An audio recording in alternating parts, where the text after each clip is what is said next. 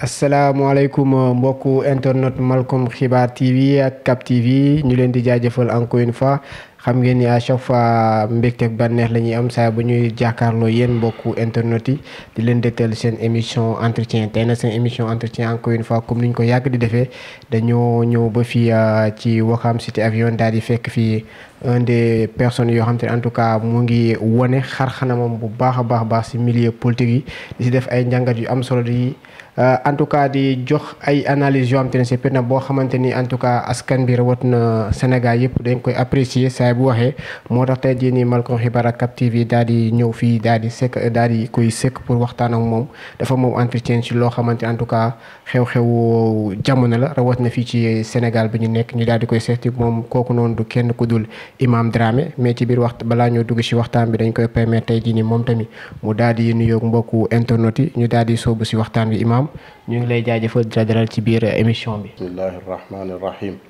subhanaka la ilma lana illa ma allamtana innaka anta al alimul hakim amma baad assalaamu aleykum wa rahmatullah maa ngi lay nuyu Malcom di nuyu mboolem waa Cap TV ak ñi nga xam ne ñoo nekk ci banlieue bi nga xam ni ñoom ñoo ëpp fa la site bi nekk di nuyu nag bu baax waa réew mi yëpp di nuyu surtout kilifa diine yi ak kilifa aada yi ak société civile bi di nuyu mbooleem surtout sénégalais yi nekk ci diaspora bi di leen dalal bu baax fii ci daara ji ci Ouakam ngeen fekk ñu fi pour ñu waxtaanee réew mi ak avenir am. rek xam naa waxtaan bi dañ koy tàmbalee tey jii nii gis nañu fan yi ñu génn rawatina dimanche 6 février bi lu ci mel ne suñu gaynde yi football les lions de la Teranga ñu leen di duppee loolu ñu daal di woon dem ci compétition bu mag ñu koy tuddee Coupe d'Afrique des Nations fële ca Cameroun ci kaw loolu ndam daal di ñëw mu nekkoon ndam boo xam te ne en tout cas xaar nañ ko lu yàgg ñu soogaa di ko am tey jii nii ban jàngat ak ban impression nga njëkk am ba nga gisee ni gaynde yi daal nañ dem indi ndam. waaw yaakaar naa jàngat bi ma am moom la sénégalais yëpp am wala li ëpp ci sénégalais yi bokk mooy sant yàlla bu baax parce que ndam yàlla moo koy xañe moo koy joxe ñu nag suñuy nawle la woon yàlla xañ leen jox ñu te ñun moom ay jullit lañ yàlla ne bu ngeen ma santee rek ma dolli leen kon liñ man lu dul sant ko ci xam ni luñ doon xaar la ci ay at yu bëree bëri ay génération yu bëri jaar fi yàlla dogal bu ñëwee ba tiim ko rek mu rëcc bi yoon nag yàlla moo ni Sénégal moo koy gañe kon ñu ngi ci sant yàlla bu baax di ci remercier bu baax Lions yi ak ñi leen encadré di ci remercier le ministre des sports ak président de la République waaye ak réew mi parce que ndam li du ndamu kenn ndamu réew mi la parce que ña fa demoon réew mi lañ fa teewaloon drapeau la ñu yóbbu woon mooy vert jaune rouge nga gis ni un peuple un but une foi kon jàpp naa ni képp kuy sénégalais rek tey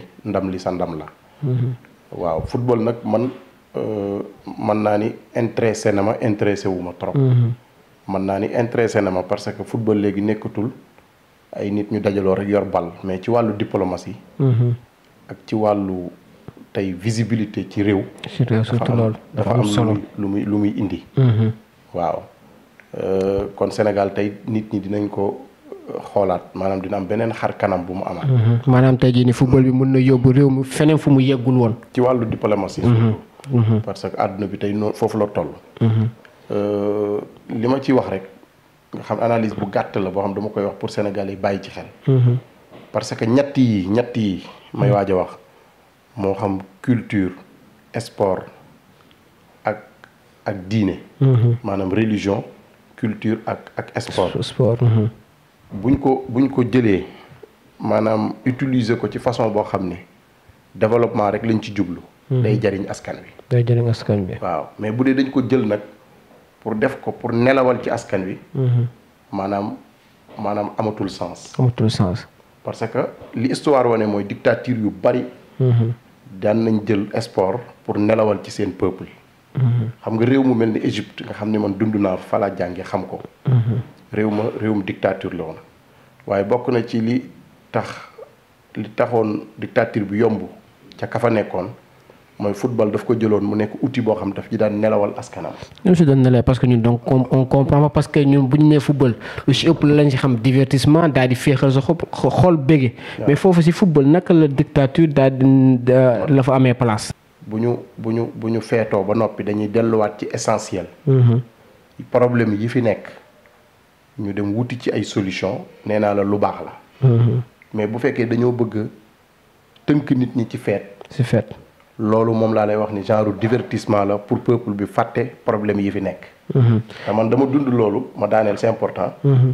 réew mu mel ni Égypte gis nga Égypte bi fa président Moubarak di nekk dafa bokk ci lim téye woon réew ma ci wàllu dictature mooy football boo xoolee bi ñu demee ba seen football bi daanu ci la printemps bi am. parce que problème yi nit ñi dootuñu ci nangoo wax.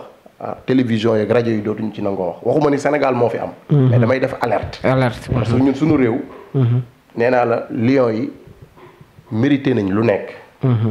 waaye man li ma gëm man nga xam ni loolu laa gëm musuma gis réew mu développé ci àdduna bi ñu ne football moo ko développé. amul. kon football benn passage la rek bu fi jaar. buñ paree dañuy delluwaat ci essentiel. daal di nañ ñibbisi askan bi génn daal di leen teeru ba ci loolu sax mu mel ne tey jii nii après Sénégal daa mel ne problème mu si am xaw ma loolu nga bëgg wax ñu gis ni tey jii nii gouvernement président bi daal na wóolu les leaders de l'opposition ñoom ñëpp ñu daal di teeru askan bi kii gaynde yi mu mel ne daal Sénégal nekk nañ benn bopp problème amatul ñun ñëpp ñu daal di mel ne ku nar a fàtte ay situation yi ñu nar a génn est-ce que du loolu nga bëgg wax. li président Macky Sall def loolu la war a def. bu ko defuloon moo ñuy jaaxal mais bu ko defee warul nekk information. mais am na si ñoom dañoo jàpp ni pour defar maanaam def ko ndax daf ko bëgg mais pour gain politique xëy na gars yi jàpp ni c'est un démocrate quelque chose est-ce que tu partages ça. waaw léegi waxtaan bi pour mu ne man dafa ma leeral. parce que ça veut dire li ma bëgg première question bi laay ñëw. li mu def maanaam loolu du information lu jaadu la lu ñëpp bokk la kon dañ koy ñëpp ko mën a bokk. parce que bu jëloon affaire bi aaki moo ko sénégalais yi ñooy taxaw ni ko moomoo ko kon li mu def nii lu jaadu la. warul parce que ñoom dañoo demoon wuutali Sénégal wuutali wu ñu woon APR wuutali wu ñu woon Benno Bokk Yaakaar. dañoo demoon wuutali Sénégal. kon képp kuy sénégalais da nga cee war a gis sa bopp. ñu ngi koy rafetlu nag ci defin bi mu ko defee. yaa ngi dégg parce que comme man dama bokk ci ñi nga xam ni su jaadul dama naan jaaduwul su jaadoo damay wax ni rafet na. sénégalais yi bàyyi ci xel mooy bu ñu feetoo ba noppi. ba sargar sunuy Lion ba noppi nañ delluwaat ci essentiel. parce que réew mi football bi muy ñëw tamit coupe d'Afrique dafay fekk ay problème problème yi mu fi fekk mooy syndicaliste yaa ngi toog tey di grève. lu mel ni problème mu Casamance dégg nga ay jàmbaar yoo xam dañ leen a capturer foofu. problème yooyu jàpp naa ne gouvernement bi daf ko war a affronter. problème mu ban premier ministre la ñuy nommer ñu ngi waajal ay élection fichier bi est-ce que war nañoo toog rek. kenn xamu ci dara. yooyu ay problème la yoo xam ni bu ñu feetoo ba noppi yooyu daf fiy des. dundu gu cher gi. problème la dañ cee war a wax maanaam yooyu jàpp naa ne ci lañ war a wax ku mel ni Guy Marius Sagna am na lu mu wax. nit ñi commencé di ko diaboliser. man dama ci joxe sama point de vue. nee nañ ko tey jii ñun ñu ngi si fête. tollu si fête heure bi du heure wax da nga waroon bàyyi ba si kanam nga soogaa di wax di fustiger c'est que le président au moins am na lu mu am yéene pour jagleel ko ngay ndey. alalu réew mi lañ ko dénk. suuf si muy joxe suufu réew mi la kon kuy doomu réew mi war nga cee joxe sa xalaat. loolu ñu bëgg a gëmloo Sénégalais yi ku wax ñu diaboliser la attaquer la loolu ñun moom du jàll ci ñun parce que man dama bokk ci Sénégalais yi nga xam ne waxuma pour kenn kontaan. waxuma pour kenn mer encore une fois. opinion bi suuraalewu ma leen man li may wax sama digganteeg sama borom laa ciy xool mi nga xam ne moo ma bind ak sama tëraayu bàmmeel jeex na ku mer nga faatu. li alxuraan wax muutu bi xaysikum man li ma gëm. mooy li Guy Marius Sagna wax dañ cee war a taxaw. parce que bu fekkee ni réew mi dafa am problème mu foncière. président Macky Sall moo ko waxal boppam ni alerte yi muy jox yi ci ëpp problème mu foncière la. kon Guy Marius Sagna baax na mu def alerte ñu xam liñ leen jox fan lañ leen ko jox ak naka lañ leen ko joxee mu nekk lu transparence loolu rek la Guy Marius Sagna wax. effectivement ñeneen ñi nga xam ne nag dañoo bëgg a takki rajo ñooñu yàgg nañoo takki rajo te teewul Sénégal yi mosuñu leen a déglu. il faut ñu xam ni média bu bees bii fi ne ñu ci bari. état bi da leen a def ci poosam ñooñu moomuñu seen bopp. pour waxal yàlla ak waxal réew mi bu weesoo yéen sites yi yéen internet bi sax yéen a ci tene am nga droit laaj liñ leen jox fan lañ leen ko jox ak naka lañ leen ko joxee. loolu képp ku ko ñëw loolu Macky Sall mënuñu koo tere ñi nga xam dañuy wax di xupp nit ñi mënuñu koo tere. kon li Guy Marius Sagna wax bu ko kenn diaboliser lu leer la wax te li mu wax ci république bu ñu ko waxee bu sérieux warul indi problème.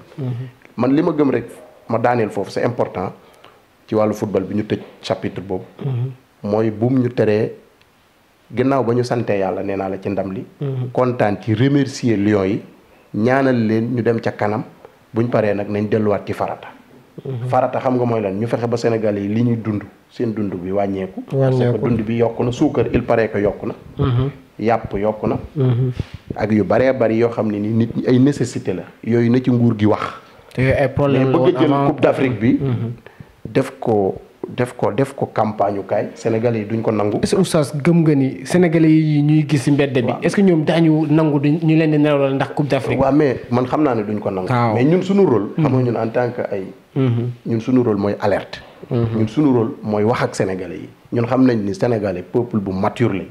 peuple bu ñor xomm lañ. ku leen bëgg a dugal ci combat yoo xam du seen combat dañ la fay ba man loolu xam naa ko. parce que élection yi wane na ko. coow li bari woon na diabolisation bi bari woon na wax ji bari woon na Sénégalais bi ñu demee ci urne bi wan nañ ni peuple bu mature lañ du peuple bu ñuy manipuler. effectivement mais ñun en tant que ay nitu diine suñu rôle mooy ñu leeral askan wi enjeu yi tey enjeu yi mooy Sénégal soxla woon na coupe d'Afrique wuti woon na ko ay at mënu ko am ba yàlla dogal mu am ci ñu mu jaare ñëw. nañ ko fàtte nag ñu dem ci essentiel mooy li Sénégal yi di dund. yan solution la ci nguur gi pare. pour ñu tëj chapitre football bi rek am tamit benn phénomène boo xamante ni lépp en tout cas xëy na ci coupe d'Afrique bi ci CAN bi moo taxul mu jug lu ci mel tey jii nii dañ koy faral di gis de temps en temps au fii ci Sénégal ay sëriñ yoo xamante ni dañuy taxaw di di prédire lu ñëwagul surtout maa gis nga tey jii nii réseaux sociaux yi am na ay sëriñ yu bëri yoo xamante ne tey jii dañ leen doon laaj seen gis-gis seen xalaat ci équipe bi ñu ci bëri ci ñoom tey jii nii taxaw ñu ne tey jii nii Sénégal doo am coupe wala du jël coupe wala du egg demi-finale tey jii nii nga gis ci réseaux sociaux yi ñu leen di vaar yow en tant que nit diine lan nga mën a gisee loolu ak seen taxawaay ak ñoom tamit ñuy nekk ay kilifa ñuy se permet de dire des choses yoo xam ne dara leerul leen ci. man mën naa ci wax parce que man mii ko équipe nationale yàgg naa leen a liggéeyal. yàgg naa dem CAN donte avec modestie bugguma ko sax wax. parce que loolu sama man la engagé wul kenn mais li ma gëm Sénégal dañuy jaawale ku yor rajo di wax. ak kilifa dëgg am na détails yoo xam du ci wax. même boo ko xamee avec modestie. modestie moo la war a mën a tax doo ko wax. effectivement donte am nañu yàlla bind ñu xam kumpa. ñoo xam ni yàlla mën na ay xam-xam a ngi fi yow boo ko jëfandikoo di nga xam lu mel ni ay listixaar nga xam ni yonent moo ko santaane. di nga mën a xam lu ñëwagul. jinne day xam lu ñëwagul am na ñuy tàggat jinne ba mu leen di wax lu ñëwagul. effectivement yaa ngi dégg ndax nit ak jinne li leen wutalee jinne lu mu paase fàtte na ko. waaye li nekk ci kanamam mën na ko. xam na ko kon yooyu ay xam-xam la yoom dafa bokk ci sunu réew. waaye nag bari na ku nekk ci internet di wax dóorkat la. malheureusement Sénégalais yi ku jóg kaalawu ni sëriñ nga wala yow fekk yow sa ijji sax feroo ko. man daal li ma ci gëm mooy mystique moom. bu doon football rek mystique 10% la ci. 90% yi ci football. mooy am équipe bu baax. am encadrement bu baax am mental bu baax. te loolu moo feeñ ci variant ngi fi waaw man de su ma xamoon ndax dina jëlam du jël sama modestie ma yu ma toog di ko wax. ñaan yàlla nag fi lañ ko fekk di ci ñaan. ba yàlla lu mu ci def ñu xam ne loolu la ci def mais yooyu moom. c'est des détails yoo xam ni ñi koy def. jàpp naa ñu ci bari ay dóorkat lañ. ak nelawal askan bi. nelawal askan bi loolu moom yaakaar naa lu leer am na su ko xam te neen mu ko var sax da lay porte plainte quoi. léegi oustaz kenn amul maqaamam. wax dëgg fa yàlla ko def te kenn du ko fi wax moom. wax dëgg fa yàlla moom yàlla rek moo ko am. si élection yi ngeen jógee sénégalais yi daal nañ si wane seen bopp bu baax. loolu en l'occurrence xam naa élection locale yi ñu daal di génn. oustaz nan nga gisee taxawaayu tey jii nii la coalition bu ñu doon wax la coalition Yewwi Askan Wi taxawaayam mu mel ni tey jii nii en tout cas mën nañ ne moom mooy deuxième force politique au Sénégal na nga gisee taxawaayam. parce que man dama bokk ci religieux yi jël position ànd ak coalition Yewwi Askan Wi. mu nekk loo xam ni yombul woon. nit ñi lu nekk dégg naa ko am na ñoo xam ne dëkkale nañ la fu nekk. waaye dafa am martaba boo xam ni boo bëggee dem il faut nga dépasser ko. mooy yonent bi dafa wax ni la raxata fi dunya wala najaata minan naas. nit ñi kenn mënta mucc ci ñoom. àdduna kenn mënu fee noppalu. gis nga ñaar yi boo ko gëmee rek sa dund day neex. effectivement yàlla dafa wax ci alxuraan ni laqad xalaqnal insaana fi kabad. maanaam nous avons créé l'homme pour une vie de lutte. bu fekkee gëm nga ni yàlla daf la bind pour nga taxaw xeex nekk ambassadeur am ci kaw suuf li nga gëm rek ak li la sa conviction jox moom ngay def man li ma sama conviction jox mooy Yewwi Askan Wi ña fa nekk dañoo incarner espoir pour Sénégal. commencé par président Ousmane Sonko ak ñi ànd ak moom ma xam ko bu baax moom président di ko fréquenter di waxtaan ak moom ci avenir u réew mi. tey jii nii boo nee Yewwi Askan Wi Ousmane Sonko la. bu fa nekkulee yaa rien. foofu buñ def sax foofu damay leeral. Yewwi Askan Wi ay leader yu baree fa nekk. Khalifa Sall kenn mënul wax ni du leader. Barthélémy Dias kenn mënul wax ni du leader. Habib Sy ancien ministre kenn mënul wax ni du leader. yaa ngi dégg Déthié Fall ay leader yu baree fa ne waaye nag bu ñu waxantee dëgg. ki nga xam ne tey moo incarné espoiru Sénégal yi Ousmane Sonko la. loolu yàlla moo ko def. te ñiy jàngat ñëpp te nangu dëgg nangu nañ ko. parce que moo indi benn discours boo xam ne percé na ba dugg ci xolu Sénégalais yi. yaa ngi dégg loolu mooy dëgg. du tàqale mais dajale la. dajale la te yonent bi sallallahu alayhi wasallam dafa wax ne aljamaatu rahma wal furqatu azab. Ousmane Sonko képp mënta jël réew mi man loolu laa gëm. yaa ngi dégg il faut mu daj ànd ak ñi mu war a àndal ci ngor ak ci dignité ak ci jiital intérêt Sénégal pour mën a jël réew mi. yaa ngi dégg mais Khalifa Sall kenn mënul wax ni du leader ak jaar-jaaram. mais nag tey jii ki incarné espoiru Sénégalais yi man li ma gëm mooy président Ousmane Sonko. li may njëkk a def man Imam Dramé mooy sant peuple Sénégal bi parce que taxawal coalition bi yombul woon. dem élection yombul woon. gagné ñëw gën a jafe. Sénégalais yi ñoo jóg li ëpp ci Sénégalais yi du mën a ñëpp surtout ci ville yi fu mel ni Dakar Thiès Kaolack donte gagné wuñ Kaolack waaye opposition bi pouvoir bi daf koo ñàkk. Mbàkke mais maanaam pouvoir bi mu koy laajte dama ne kooku si boppam la si moom la far de. waaw loolu dinañ ci ñëw. maanaam ville yi ëpp doole ci Sénégal nga xam fa la électoral bi ëppee. Yewwi Askan Wi gagné ko. loolu nag espoir bu rëy la. waaye nag li ma gëm mooy combat buy soog a commencé la. combat buy soog a commencé la parce que buñ bëggee fexe ba président Macky Sall génn ci réew mi te dara du yëngatu mooy il faut ñu jël assemblée nationale. te assemblée nationale bi nag jël ko rek mooy def benn bloc. fàtte sunu bopp fàtte sunu intérêt bopp mais jiital intérêt Sénégal. est-ce que parce que même si coalition Yewwi Askan bi amoon na tey jii nii ay leaders yu si bokkoon dem ba ci biir xëy na si jamonoy investiture yi ñu doon xaar ñu investir si yenn gox wala yeneen ay gox-goxaat defuñu leen ko après ñu dañoo ba ci biir dañoo bàyyi le navire dem daal di dem si yeneen bañ est-ce que jàpp nga ne jusqu'à présent Yewwi Askan bi duñ demaat tamit si ay élections législatives le même problème tamit encore tamit ñëwaat nekkaat sur la table. waaw mais bi loolu amee. bi résultat yi génne ci urne yi lu mu wane mooy sénégalais yi mooy li ma la wax maturité bi ñu am. boo beddi ko ngir sa intérêt bopp sénégalais yi dañ lay sanctionné. tey ku mel ni Bougane ma tudd turam li ko dal. bu nekkoon Yewwi Askan Wi du ko dal mais jiital intérêt boppam nekk fa di lijjanti ay couleur sénégalais yi xamal ne ko ñun fii lañ jëm. sénégalais yi dafuñu de man li ma gëm Yewwi Askan Wi.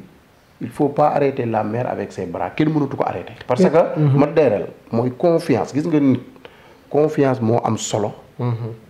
ci ki taxaw sa kanam. gis nga boo gisee président Macky Sall tey li tax mu néew doole ci réew mi li tax élection yu mu dem di gën a jafe ci moom benn problème la am ak Sénégalais yi mooy crise de confiance. crise de confiance mooy crise bi gën a bon. mooy même boo waxee dëgg nit ñi duñ la gëm. loolu crise la. te tey ji Ousmane Sonko Sénégalais yi jox nañ ko bopp ba noppi kenn mënatu ko arrêté. léegi nag man li ma gëm mooy ànd mooy doole dañuy tàllal loxo képp koo xam ne ni yow gëm nga ni réew mi dañ ko war a soppi nga ñëw dugg ci coalition bi. est-ce que tey jii nii ku si mel ni Bougane xëy na local yi àndutoon ak coalition Yewwi Askan bi. est-ce que tey jii nii gis ngeen ku mel ni Bougane encore une fois législative bu demee ba jàpp ni xëy na choix bu mu defoon choix bi dese naa baax est-ce que tey jii nii coalition Yewwi Askan bi mën nañ ubbi buntu pour daal di koy recevoir. encore mu bokk Bougane ci réew mi la bokk di ab sénégalais. di liggéey ci opposition bi man loolu laa gëm. mais ci biir bu tàllalee loxo Yewwi Askan wi kay loolu kay day ñëw dugg foofu këram la. mais boo ñëwee da ngay nangu dogal yàlla nga nangu ni tey ji leadership bi ci Sénégal président Ousmane Sonko la. parce que ma daaneel c'est important. parce que man mii di wax ak yow toog naa défendre ko biñ fi ne dañuy tëj teleem effectivement yaa ngi dégg. te ba may dem tàgguma Yewwi Askan parce que man bokkuma ci ñi kenn moom man Yewwi Askan wi moomu ma Bougane moomu ma Macky moomu ma man sénégalais yi ñëw moom ak sama conscience lu ma def maa koy tànn ba mu doy ma def ko li ma gëm mooy Bougane bu mu nax boppam bu bëggee dara na ñëw dugg fi nit ñi dugg. yaa ngi dégg bu fi ko deful du am dara. parce que sénégalais yi def nañ seen choix xam nañ ni tey ji opposition bi nga xam ne moo fi mën a jëlee Macky Sall ak coalition bi fi mën a jëlee président Macky Sall mooy Yewwi Askan Wi. ay sénégalais non seulement dañoo jàpp ba ci biir coalition Yewwi Askan bi dañoo jàpp ni Bougane au-delà ay problème couleur xëy na manque de confiance entre ñoom leader ak Bougane dafa tax tey jii ni Bougane génn tey jii ni am na ñoo xam te ñu ngi koy taxé tey jii ni dafa xaw a jege nguur dafa laale nguur moom tamit tey jii nii est-ce que loolu yow partagé nga loolu ak sénégalais yi. man bëgguma perdre sama temps ci moom. muy moom muy Thierno Alassane Sall muy Abdou Mbaye. Abdou Mbaye surtout ma ni Mamadou Lamine Diallo. man ñooñu ñëpp gis naa leen ci biir coalition Yewwi Askan Wi. parce que foofu mooy seen place. foofu manque de confiance mënu fa am ña fa nekk ay leaders yu am expérience lañ àndu nawle la ñu ànd. yaa ngi dégg bu ñu ànduloon àndu nawle du ñu porté candidature Barthélémy Dias ci Dakar. Ousmane Sonko bu ko neexoon ni dama am candidat waaye dafa xool ni Barthélémy Dias mooy meilleur profil pour Dakar ñu jàppale ko mu jël Dakar. Bougane tamit jàpp na bu ñëwoon toog fu mel ni Saint-Louis mën nañ ko fa jàppale. fu mel ni fii muy xëccoo mën nañ ko fa jàppale. mais nit da ngay rafet njort ci ay nit boo àndee ak ay nit tamit nga nawloo leen waaye li gën a bon ci àdduna mooy ñaari xar kanam li yonent bi wax ni charrun naasi zul wajhayni nit du am ñaari xar kanam nit da ngay ñuul wala nga weex. gagné lu si mel ne tey jii Ziguinchor mu ngi seen loxo Dakar xëy na ñu bëri si askan bi xëy na Barth gagné Dakar bettu leen Ousmane Sonko nekk njiital wala nekk maire Ziguinchor bettu leen mais tey jii nii résultat wu Yewwi Askan Wi fu mu gën a bettee opinion bi mooy fële sa Thiès. la fekk tey jii Thiès nekkoon bastion kii di Idrissa Seck tey jii nii Thiès nekk si loxo Yewwi Askan Wi à 100% on peut dire. mën nañ ko waxee noonu tey jii nii yow Imam man loolu daf ma jaaxal man en personne loolu nan nga ko mën a jàngatee te au moment bu ñu ñëwee ba si politique Idrissa Seck non seulement mu perte Thiès perte bureau de vote am fu muy voté en même temps tamit ñu yuuxoo. mooy Sénégal maturité bi peuple bi am rawatina Thiès boo xamee histoire am xam ni Thiès dëkk la boo xam ne dafa mus di bañ Thiès naka jekk kenn mosu leen a not Thiès Idrissa Seck da leen a trahir ñu ànd ak moom gunge ko mu dem élection présidentielle jël deuxième. yaa ngi dégg Thiès ànd ak moom mu dem jaay boppam Macky Sall di xëy di nax Sénégalais yi naan ay mburoog soow waa Thiès xamal ne ko ñun kenn duñu jaay lii rek la. jarul def analyse bu sori. ne wan ni la am nga droit jaay sa bopp waaye ñun kenn duñu jaayaale. est-ce que loolu rek doyoon na est-ce que tamit fekkul tamit dafa xaw a sore population dara non Idrissa Seck mënoo jox sorewul rek population yi. campagne nañ liñ am yëpp génne nañ ko. Yankhoba Diattara déggoo fi problème mu 100 millions yooyu effectivement waaw génne nañ xaalis ci campagne bi li ñu am lépp def nañ ko Thiès waaye ñoo leen waxal ni leen ñun amuñu prix ñun lu ñu waaye mën a jaay ngor nga ñuy jaay ak dignité ak fulla ak fayda Thiès de tourné na dos Idrissa Seck te élection bu ñu demaatee ci kanam di nga gën a xam li ma lay wax maa ngi félicité nag bu baax ku mel ni professeur Babacar Diop parce que am constant ak gëm dara moo tax tey mu nekk moom la mu am effectivement mel ni Birame Souleye bi gis nga événement mars yi un cadre ñu xëy jàpp la ci ay caaxaan jàpp sa soxna waaw jàpp sa soxna mu metti torop ku muñ nag di nga muñ affaire bi il faut ñu gëm ni réew mi ñun dañ ko war a soppi xeex bi nekkul ay problème mu Yewwi Askan Wi wala ay problème mu Ousmane Sonko wala ay problème ba problème mu génération la le Frantz Fanon waxoon ni chaque génération doit dans une relative opacité découvrir sa mission la remplir ou la trahir kenn amul droit tey di trahir réew mi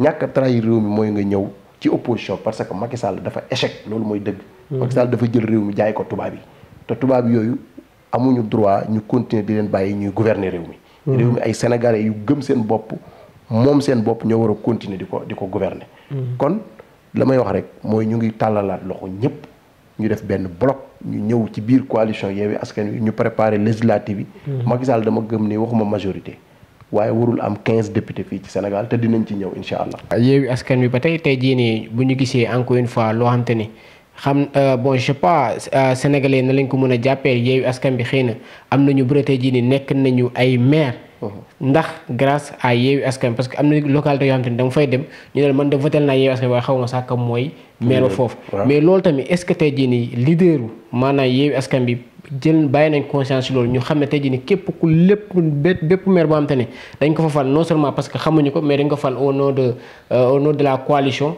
ndax tey jii nii leader bàyyi nañ ci xel tey jii ñu xam ne kooku lépp lu mu mënti def ci commune boobu noonu xëy na tey jii nii seen tour la wala seen tour coalition mooy jiitu bu baaxee dañ naan coalition bi la bu bonee dañ naan coalition bi 2009 bi ñuy jox Khalifa Sall Ndakaaru booba Khalifa Sall la nit ñi xamoon yaa ngi dégg l'histoire se répète tey jii bari na ñu falu parce que leader yi incarné Yewwi Askan Wi moo tax Sénégal yi am yaakaar jàppale la loolu moom réalité la waaye nag du taagin ñi falu tamit amuñu mérite parce que le fait que nga nangoo battre campagne nangoo def sa choix bokk ci coalition boo xam ne yoruñu xaalis amuñu dara ay téeméer la leen Sénégal yi doon cotiser da nga nekk cadre mënoon a dem ci système bi di dund. loolu mérite la. effectivement kon bu kenn sous-estimé kenn. man li ma gëm mooy Sénégal moo ci gagné. yaa ngi dégg léegi nag dafa fekk ni ñi incarné coalition bi nit ñi am nañ ci ñoom yaakaar mooy li ma la doon wax sax am nañ ci ñoom espoir boo déggee ku mel ni président Ousmane Sonko koroog li mu njëkk a wax. mooy bépp maire boo xam ne yaa ngi bokk Yewwi Askan Wi boo jaayee suuf man maa lay porter plainte. mais loolu wax la boo xam dañ cee war a taxaw. kon mooy pare nañ xam ni Yewwi Askan Wi moom jaay suuf waru fa am. transparence la Sénégalais yi soxla ci ñoom. loolu moo taxoon ñu faloon président Macky Sall malheureusement mu trahir ko. parce que président Macky Sall rupture la ñu digoon bonne gouvernance mais malheureusement tey réew mi ku ne xam ne ni kenn ñëwatu fee wax yooyu di ko jëmale ci président Macky Sall. léegi nag yaakaar bi Sénégalais yi am ci ñoom rek li may wax mooy amuñu droit tas ko te ñun de fii ak ña nga fa incha allah dinañ bokk ci ñi nga xam ni dañuy jiital intérêt Sénégal man mii tey kan moo ma gën a placé ma bokk nekkoon maire. man li ma daj ci combat bi gëm naa ne am na maire yu falu dajuñu ko ci. waaye damaa jàpp ni réew mi moo tax may xeexuma pour falu mais damay xeex pour soppi sama réew c'est très important. effectivement parce que boo xoolee ku mel ni président Ousmane Sonko loolu mooy particularité ci biir coalition bi nga xamee ni am na certaines ñoo xam ne biir Pastef lañ bokk bëgg a jël affaire bi aakimoo ko ñenn ñi commencé di génn di wax. mais da leen a recadrer ni leen combat bi du affaire Pastef pour Sénégal la. kon loolu ci lay woowaat ñëpp. ñu jiital intérêt Sénégal ci lépp te loolu alhamdulilah rabbil alamin rafet nañ ci njort bopp. ba ko rek ñuy gis leneen. Benno Bokk Yaakaar ñu ngi kañ seen bopp ñoom tam ñu ne ñoom ñoo gañe te bu ñu xoolee nag xëy na si résultat yu jotagum génn bu ñu xoolee si wàllum commune ñoom ñoo ko ëppale tamit dañu leen koy nangul imam bu ñu xoolee si wàllum département ñoom ñoo ëpp département te yi ñu contrôlé est-ce que tamit mënuñu mën a ànd d'accord certes Yewwi Askan Wi def na percée téye na ay commune waaye élection yi nii le vainqueur bi ça reste toujours Benno Bokk Yaakaar ñoom ñoo am ndam si élection locale yi nii. kur boobu ay ree la ma def xam nga wolof nag nee na mag mu taxaw di saw. danga koy bàyyi bu tëdd di saw boo tëddee nii di saw. bis boo paree di nga am sa bopp nga doon saw. wala nga yor kii di dëbb ndox. bis bu li ngay dëbb paree di nga xam ne dëbboo woon dara. Sénégal ñun ñëpp xam nañ Sénégal ni mu tëddee. Sénégal dafa am ville yoo xam ni ak région yoo xam ni boo ko gañee mooy gañee nga Sénégal. lii bu doon élection foofu la combat bi nekk non foofu la combat ñoom xam nañ ko dañuy dof di focc xelu nit ñi. tey jii ñiy yëngu ci wàllu analyse ci wàllu politique yëpp nangu nañ ne tey ku gañe Thiès gañe Dakar gañe commune Mbacké. ñàkk Kaolack yenn banlieue bi Pikine dañ koo ñàkk yaa ngi dégg kon ñooñu amatuñu majorité ci réew mi ñoom ñoo la ko gën a xam. lii bu doon élection présidentielle dañuy dem deuxième tour. yaa ngi dégg c'est clair. kon bu commune boo xam ne matul 3000 voix boo ko gañee loolu da nga koy considérer Dakar goo xam ne presque majorité sénégalais yi fi lañ nekk. parce que électoralu Sénégal. bu dee 6 millions la mën nañ ni 2 millions 500 yi mu ngi Dakar. 3 millions yi da nga koy génne ci Thiès. mais doo ko compter ci ay communes. waxuñu ni gagné wuñ ay communes mais communes yi ñu gagné lan la représenté ci électoral bi. dara yaa ngi dégg kon buñ nax seen bopp ñoom ñoo la gën a xam li ñàkk nañ. man moo tax débat yooyu du ma ci dugg ba leen rek ñuy nax seen bopp. nit da ngay nekk nangoo nekk koo xam ne liñ tubaab di wax naan li sportif di wax fair play Macky Sall dafa waroon a génn wane ni élection yi kat la ma doon wuti aw ma ko malgré alal ji ma génn yépp jox ko Sénégalais yi. Sénégalais yi rejeté nañ ma. gis nga bu waxoon loolu sax Sénégalais nañ ne kii kat nit ku diiñ la waaye yow da ngay gën a ñu lay pousse nga gën a taxaw fi nga taxaw Sénégalais yi dañuy gën a taxaw wan ni la. élection yi di ñëw dinañ gën a taxaw sanctionné la wan ni la nag bii leer na Macky Sall musul nangu defet te man li ma gëm 2012 la Macky Sall gëj a gagné ay élection fii ci Sénégal. pourtant législative jàll na fi local jàll na fi jàll dama lay wax nit ñu daan dóoree nit ñi xam nañ ko. élection yi passé bu Idrissa Seck taxawoon dëggal boppam dañuy dem deuxième tour Idrissa Seck moo jaay résultat yi. loolu ñun xam nañ ko yii nag xamuñu fu ñu leen jaar te Macky Sall li ma gëm amatul majorité ci réew mi. te lu ñuy dem ci kàttanu yàlla dina gën a leer. d'accord waaw ñoom ñoo la gën a xam ne ñàkk nañ élection yi. d'accord li ñuy wax rek mooy fichier bi nañ ko génne mu leer Sénégalais yi xam li ci nekk yaa ngi dégg ñu waajal législative bi. incha allah tey jii nii au-delà nga bokk Yewwi Askan Wi tey jii da nga bokk ci collectif boo xam te ne wala kuréel bu ñu naan ànd sàmm jikko yi. tey jii nii Macky Sall wala coalition Benno Bokk Yaakaar ñoom dañoo jàpp ni yéen da ngeen sotale opposition bi ba tax na yenn communes yu bëri buñ ko ñàkkee tey jii nii yéen am ngeen ci pas de responsabilité parce que yéen a doon véhiculer wala bokk ngeen si ñu doon véhiculer tey si élection yi ku votel tey jii nii liste Benno Bokk Yaakaar da ngay accepter di prôner lobbying LGBT tey jii nii ba tax na élection yi boo jàllee gis nañ sax naka noonu moom daal dina woote woo ay imam si palais bi pour daal di leen gën a leeral si loolu noonu parce que jàpp nañ tey jii nii loolu bokk na lu ko gën a jox préjudice ci élection yi nii. may nga ma occasion ma leeral ak Sénégalais yi. man bi may bokk ànd sàmm jikko yi booba Yewwi Askan Wi existé wul. man damaa bokk ci membre fondateur yi. te loolu mooy sama ndono sàmm jikko laa gën a gëm ci ay Yewwi Askan Wi parce que loolu. dafa bokk ci sama deret. man sama maam yëpp l'islam lañ doon xeexal. man bokkuma ci ñiy làqatu ci man sama maam dafa xeexal l'islam ba daanu Mamadou Lamine Dramé. dafa xeex l'islam a tax mu daanu. man sama côté papa ak côté yaay dama juddu man islam moom bokk pour wax la wax bu gàtt. ànd sàmm jikko yi biñ ko tegee mat na lu mu gàtt juróom ñaari at.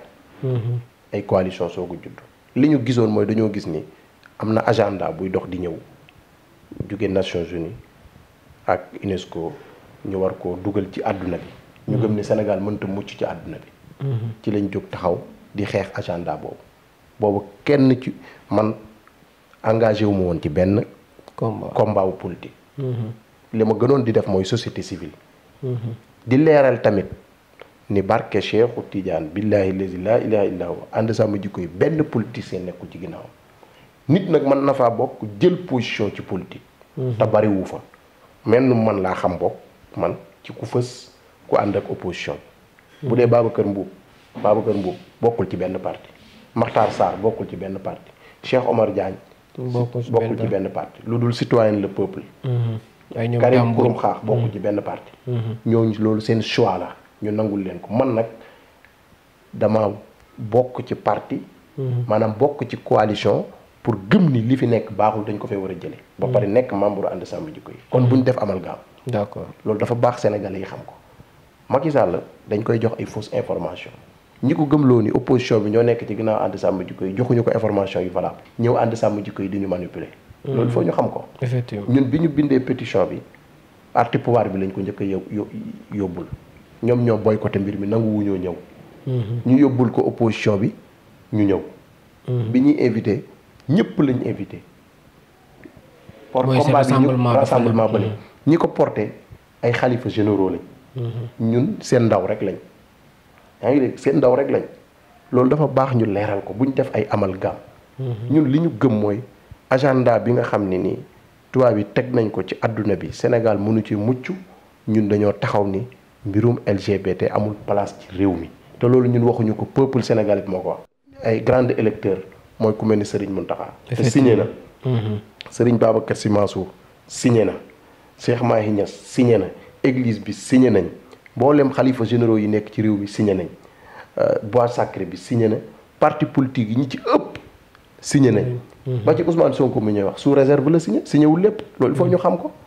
kon ñoom moo lay wan ni dañoo yor état. te amuñu information. ànd sàmm jikko yi du affaire politique. mais nag bu dee da ngay déglu ay politiciens ñu lay jox ay information man ngaa daanu ci erreur. Macky Sall imaam yii muy woo imaam yi amuñu benn crédibilité moo wax la ko. imaam yii ñoo fi génnoon taxaw ni Mame Mbaye nañ jàppalee kee nu mu tuddati. Abdoulaye Diouf Sarr kon ñooñu dañoo war a jël position comme man ni ma def ñu am fit taxaw ni ñii la ñuy jàppale. mais bul nax Sénégal yi ci turu diine. man du ma jaawale combat yi man sama position ñëpp xam nañ ko dama ànd ak yéen ñoom nañ taxaw ni Macky Sall lañ àndal mu leer. waaye bëgg a Macky Sall di leen jël di leen utiliser bu leen soxlaa pour ñu nasaxal diine ji loolu dafa ñaaw. Macky Sall bu ñu woowee ñun fu mu ñu woo ñu wuyu ko devant les caméras ñu wax ak moom ci agenda bi. parce que sax dama daaneel c'est important ma relance fa parce que am nañu sénégalais yu bëri ñu ne. tey jii nii moom bu waroon dem bay wax si wàllum homosexualité wàllum criminalisation. dafa raté son cible. maanaam ñenn mu waroon woo maanaam ànd sàmm jikko yi la war a woo waxtaan ak ñoom. ratéwul cible am de. day nax boppam moom moo la gën a xam ñi porté combat bi. du c'est la première fois mu woote. am na imam yu mu woowoon bañ fa demee dañ koo ne carrément ñun combat bi porté wuñ ko. ñi ko porté mooy ànd sàmm jikko yi te ànd sàmm jikko yi du association collectif la. mat na plus de 50 associations. il faut mu leer. yu booloo. ñun bu ñu woowoon ñu toog devant les caméras. Sénégalais yëpp xool li ñuy wax nii ci télé bi moom lañ koy wax. parce que ñun amuñu complexe kenn waxuñu ko tamit pour xeex ko nguuram ñëwuñu pour xeex ko. ñun li ñu tax a jóg mooy genre gi nekk ci ministère yi ñu génne ko fa. permis yi nga xam dañ cee defoon genre te genre nekk ak ngóor jigéen sénégalais yëpp xam ko loolu lañ wax ni nañ ko arrêté. d'accord yaa ngi dégg. programme LGBT bi nga xam ne dafa nekk ci réew mi ñu ne nañ ko criminaliser ñun lii rek lañ wax. na nga gisee taxawaay imaam yu nekkoon foofu noonu. imaam yooyu nag ñun xam nañ leen. xëy na am na ci loo xam ne sénégalais yi fàttewuñ ko maanaam imaam yooyu ci jamono Ablaye Wade ñoom ñoo fa waxoon ne Ablaye Wade imaam yëpp ñu ngi sa ginnaaw di la jàppale. imaam yooyu imaamu nguur lañ imaamu système lañ. malheureusement système bi heure bu ñëwee da leen di utiliser su paree sànniwaat leen. yaa ngi dégg imaam Diène dégg nga histoire am imaam buy jël ay cantine di ko jaay kooku est-ce que nekk nga jullit bay nekk imaam. yaa ngi dégg maanaam ñooñ bugguma wax sax ci ñoom. man li ma gëm Sénégal yi dofuñu xam nañ ñi crédible ak ñiy wax ngir yàlla ak ñiy wax ngir réew mi ak ñiy wax ngir régler ay problème ñun li ñu gëm daal le 20 bii ñu jëm ci kàttanu yàlla ñu ngi woowaat Sénégalais yëpp ñu génn. place de la nation bii. ñu génn def marche bu pacifique parce que ñun xamuñu violence te duñ ko woote. est-ce que jàpp nga nguur gi dina leen ko yombalaat. non ak tension bi fu mu toll ñu ci dara. ak tension bi fu mu toll effectivement oui. nguur gi dafa am lu leen loi may am lu ñu loi may. ñun lépp lu ñu loi may dinañ ko jaar selon loi yi réew mi ba am ko. parce que nguur gi nekkuñu ci nguur ci état lañ nekk ci république. ñun xam nañ lan mooy loi man mi di wax yow droit laa jàng kenn gënu maa xam droit islamique laa jàng. ànd sàmm jikko yi ay cuune nekku fa. ay nit ñu xam ne lu mu gàtt gàtt ay bac plus 5 fa ne ak bac plus 6. ñoo xam ne ñoo dàq jàng entourage u Macky Sall fuuf nag gën njëkk leen a tukki gën leen a xam enjeu yi. kon ñun kenn mënuñoo tiital wala nga ñuy xoqatal lépp lu ñu loi may dinañ ko def. li ñu loi may tey nga xam ne kenn mënuñu koo xañ mooy marche bu pacifique loolu Macky Sall fi la ko fekk te mënu ko fee arrêté li ñu gëm nag mooy ñu ngi naan dañuy yee fitna ñun ku ñu xam-xam ne duñ niti fitna. yonent bi moo ñu tere fitna. yaa ngi dégg man man mii di wax yow yarkat la jàngalekat la ci daara nga ma fekk nii jàkka jaa ngi nii ci ginnaaw. kon ñun duñu yee fitna waaye lépp lu ñu yoon may dinañ ko def li ñu yoon may tey mooy le 20 ñu ngi woo Sénégalais yëpp. di woo parti politique yëpp. encore une fois ñu ngi woo waa APR ñu ñëw ci combat bi parce que combat bi du combat wu xeex ak Macky Sall combat wu fexe ba ngóor jigéen dakk ci réew mi la. ça n'a rien à voir ak politique gu Macky Sall. buñ ko autorisé. ñun dinañ dem pacifiquement wax li ñu naqari bu ñu woowee ñu toog moom ci table bu fekkee dañ ñu faa utiliser violence ñun dinañ continuer di dem ci médias yi di wax ak sénégalais yi te incha allah débat la boo xam débat wu société la kenn mënu ko arrêté. d'accord yaakaar naa loolu leer na. ñu daal di fermer kii chapitre ànd sàmm jikko yi juste ba léegi si seen xeex yéen a ngi xeex wàllum góor jigéen bon lépp loo xam te ne day naxasal jikko yi. même pas 2 semaines en arrière ba ñu génne fii gis nañ lu kaaw yu mel noonu daal di am. fële ca Baobab ñu ne gis nañ fa ay ñaari góor yoo xam te ne ñu ngi daal di sékk. tey jii nii mu nekk à chaque fois combat bu ngeen di porter à chaque fois boo leen waxee yéen nguur gi da leen naan am na loi bu koy tere lu mel ne loi contre nature. waaw acte contre nature. mais léegi tey jii nii non seulement nga waxal ma si loi parce que à chaque fois ñoom yéen bëgg ñu criminaliser ko mais ñoom déjà ñu ngi teg ñu ne am na loi déjà bu ko interdire waaye taxul ni saa bu ñu yeewu ñuy gis lu mel noonu muy xew fii si dëkk bi. mais viol amoon na loi bu ko interdire wala déet. effectivement amoon na. vol de bétail amoon na loi bu ko interdire wala. effectivement président Macky Sall ci boppam moo ko criminaliser. kon ñoom li ñuy wax sax. laajul jàng mais xel mu neex xel mu rafet rek la laaj. ñu tudd góor jigéen ñu mel dañ leen rayal seen taaw. kon yooyu waxi caaxaan la li ñu wax mooy loi bi mu ngi fi mais loi bi kenn mënu cee jàpp góor jigéen. ngeen ko gën a costé quoi. non loi bi mënoo cee jàpp góor jigéen. maître Babou bokk na ci avocat yi ëpp expérience ci réew mi. def na 30 ans ci baro bi nee na code pénal bi amu ci benn loi bu ci tudd góor jigéen amu ci. baatu homosexuel amul ci code pénal. effectivement ça n'existe pas. loolu ñëpp xam nañ ko. kon yooyu ñuy wax ay wax la yoo xam fondewul ci dara ñun ay document lañ yor yu wóor yaa ngi dégg tegal leen ko ci taabal ji loi boobu ñuy wax loi bi aptul loi bi mënatul kenn mënu cee jàpp góor jigéen. problème mu génération la encore une fois il faut peuple bi yëpp taxaw ñu xeex ngóor jigéen ñun waxuñu ne dañ leen rey de. waxuñu nañ utiliser violence ci ñoom de li ñu wax mooy nañ ko criminaliser. Ghana gii criminalisé na ko te sunu nawle la. effectivement majorité bi chrétien moo fa ne. Mauritanie gii boo demee perpétuité la fa. am na yenn réew yu bari ci monde arabe boo fa demee dañ lay def peine de mort. pourquoi Sénégal lépp lu tubaab yi bëgg a jàllale ci lu bon bu ko jaarale Sénégal. loolu ñun duñ ko nangu. dinañ ko xeex ba lépp luñ ci am jël. ba ñu ci dem kaso bañuñu ci faatu parce que gëm nañ bu fi Seydi Hadji Malick nekkoon da koy xeex bu fi Cheikh Ahmad Bamba Khadimu Rasul nekkoon da koy xeex. moo tax ku mel ni xalifa yi niñ ci taxawee ñun dañ cee kontaan maanaam kuy mere nga mere yàlla ñun yàlla la ñuy xeexal jotew képp koo xam ne nii gëm nga ni yow affaire bi bokkoo ci rek ñëwal bokk ci xeex bi. d'accord ku mel ni Serigne Habib Sy position bi mu ci jël nëbbatuwul làqatuwul. dafa génn wax ko. te loolu mu wax man gëm naa ni képp ku honnête tey waxal yàlla loolu nga war a wax mooy képp koo xam ne yaa ngi dox ci criminaliser mbir mi ñu xam ne d'accord ci ku ko bëgg a yolomalal ci bottu sénégalais yi ñu xam ne ànd nga ci lii mooy wax ci. ñaari kuréel yi ñoo fi nekk xeex góor jigéen ak dooleel góor jigéen beneen kuréel nekkul ci diggante bi.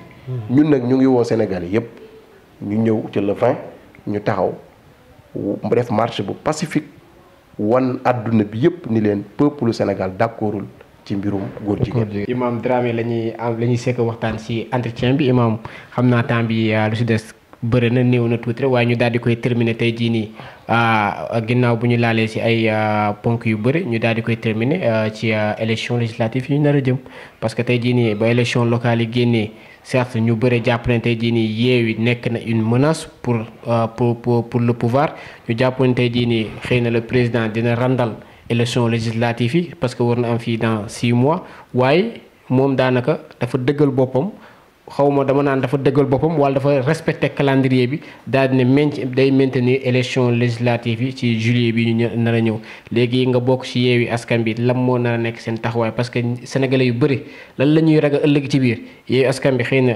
tàmbali na lu baax mais ñu dem ba ci biir rek affaire de tiraillement diggante mbagg di xew gars yi encore tasaat mu nekk une éternel recommencement. mënuñ cee wax liñ mën a juger mooy li ñuy gis.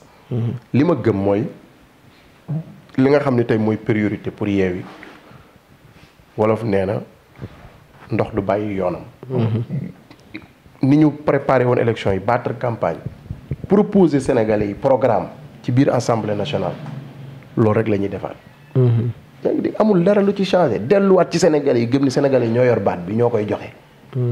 gëm loo leen ni tey am na député yoo xam bis buñ duggee assemblée nationale ñëpp xam nañ ni dinañ fa toogal askan wi bu dee ay nitu diine lañ ñëpp xam nañ dinañ fa toogal diine bu dee ay nit ñu gëm culture ñëpp xam na dinañ ko fa toogal te ñu ngi ci biir Yewwi Askan Wi. kon li président Macky Sall ñu naan day dàq élection yi mënu ko dàq parce que élection tamit dafa am nuñ ko organiser. calendrier électoral boo xam dañ ko war a teg. kon li war a am bu amee. warul nekk information. li mu def nii rek loolu la war a def. bu defoon leneen nag ci lay nekk information yaa ngi dégg président Macky Sall bàyyiwul élection yi parce que dafa yaakaar pour gagner ko dafa xam ni boo ko defee opposition bi duñ ci ànd. opinion internationale bi duñ ci ànd lii la buñ ñu nax.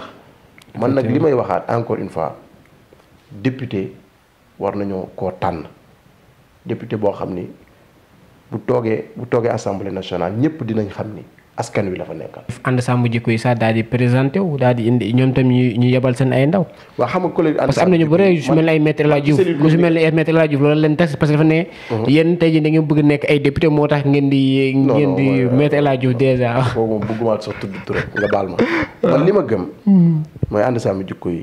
du collectif politique encore une fois. collectif la boo xam ni moom ay valeur lay xeex moral lay xeex. ñun ña fa nekk ñëpp. am na ci kenn am na ñu bokk APR ñu dekk ànd sàmm jikko yi xamoo loolu. ah vraiment. non am na ñoo xam ne apolitique ñenn ñi ñu ngi bokk APR nekk ànd sàmm jikko yi parce que cause bi gis nañ ci seen bopp. kon ànd sàmm jikko yi du collectif boo xam ni jàpp naa ni day dugg ci politique bi. wala boo demee ba ciy dugg doo ci duggee turu ànd sàmm jikko yi. man nga ci duggee nag sa tur. effectivement jaawalee. parce que nit yi du nax boppam. effectivement politique ku ko bëgg a def da ngay dem ci parti politique yi wala nga dem ci coalition yi. wala mouvement politique yi. waaw wala nga dem ci mouvement politique yi. te jàpp naa ni ña fa nekk tamit di coordinateur bi di Babacar Mboup ko am expérience la ci loolu. ànd sàmm jikko yi kenn mënu leen a influence ci politique man loolu laa gëm. boo ñëwee di fa waxi politique sax duñ la déglu parce que ñoom ñëpp ku ci ne xam nga ki ngay woteel xam nga ki ngay àndal. waaye li ko tax a jóg mooy xeex valeur yi loolu daal jàpp naa ni nañ resté foofu xeex valeur yi ku bëgg a dem defi politique nag nga dem xool parti bu la neex bu la doy nga dugg ci ànd sàmm jikko yi du la ko tere.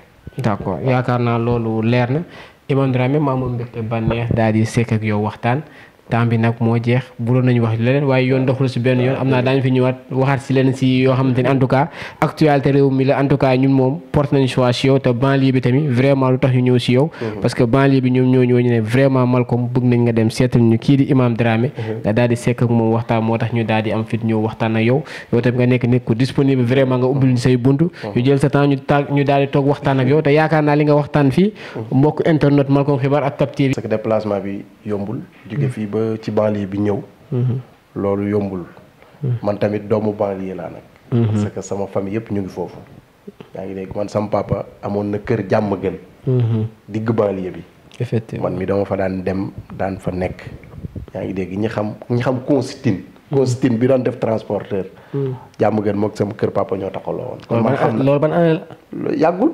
yàggul ay vers 99 2000 kër ga ba tey ma nga fa booy juddooguñu de maanaam dama bëgg a wax ni man xam naa banlieue sama sëriñ ñu dëkk foofu banlieue dama ciy gis sama bopp yaa ngi dégg macha allah dañu gëm seen bopp gëm ni réew mi kenn moomu ko réew mi amul ay banlieue ak dëkk Dakar ak Thiès ak Touba yam réew mi fépp fu ay dëkk rek na nga yëg ni ab sénégalais nga liggéeyal Sénégal effectivement Sénégal dafa am lu ñu yàlla suturaale mooy amuñu problème mu ethnie amuñu problème mu religion benn problème lañ am mooy njiit yu bëggul réew mi problème boobu la réew mi am te loolu ñun ñu ngi ci te dinañ xeex pour jëlee ko fi dinañ fexe ba képp ku taxaw ci kanamu sénégalais yi di laaj réew mi gënal la sa bopp kon maa ngi leen di félicité waat bu baax yéen waa banlieue bi parce que man foofa moom dama fay dem di fa def ay conférence Rufisque dama fay dem Kër Massar man foofu sama feef la parce que ñun ay sëriñ lañ fu ne lañ beneen nit wala di la tudd loola doom nga jóge fii dem ba foofu tuddal ko waaw loolu lu am solo la macha allah di leen sant bu baax di leen encouragé yéen waa Cap TV di ñaan affaire bi gën a dox fi ngeen teg foofu la nañ jiital intérêt Sénégal parce que dëgg rek mooy mucc lu coow li bari wax ji bari woon na ci fan yee ñu yu passé de waaye tey ñëpp xam nañ ni dëgg rek mooy mucc. en tout cas mbokk internet yi mu nekkoon Imam Dramé gis ngeen ko noonu mu nekkoon encore une fois mbégte bànneex bu ñu am daal di koy recevoir ci émission entretien bi daal di waxtaan ak moom tolluwaay réew mi en tout cas c'était juste pour ça di leen jox di daje ci beneen yoon ak beneen invité ci biir dans l'émission entretien ak Malcom Xibaar TV ak Cap TV jërë ngeen jëf ba fan yi incha allah.